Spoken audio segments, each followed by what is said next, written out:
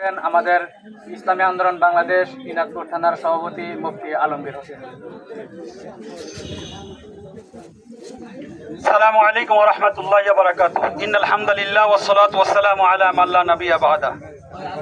ইসলামী আন্দোলন বাংলাদেশ চৌহালি শাখা কর্তৃক আয়োজিত আজকে এই দেওয়ান অনুষ্ঠানের আমাদের প্রধান মেহমান সিরাজগঞ্জের মাটির মানুষ ইনায়েতপুর বেলকুচি চৌহালির গর্ব আলহাজ হযরত মাওলানা মুফতি নুরুন নবী সাহেব, সাধারণ সম্পাদক রাজশাহী বিভাগ। উপস্থিত আছেন চৌহালি থানার ইসলামী আন্দোলনের সভাপতি সেক্রেটারি, মুজাহিদ কমিটির সভাপতি সেক্রেটারি, যুব আন্দোলন ছাত্র আন্দোলন সভাপতি সেক্রেটারি ও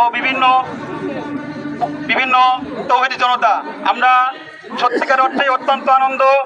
আমরা যে চৌহালিবাসী যে একটি শোডাউন করেছেন, আলহামদুলিল্লাহ আমি আমার ইনায়েতপুর ইসলামী আন্দোলন বাংলাদেশের পক্ষ থেকে আপনাদের শুভেচ্ছা ও স্বাগত জানাচ্ছি এবং আপনাদের সকলের শুভ হায়াত কামনা করি আমি আমার কথা শেষ করছি। আসসালামু আলাইকুম ওয়া রাহমাতুল্লাহি ওয়া বারাকাতুহু।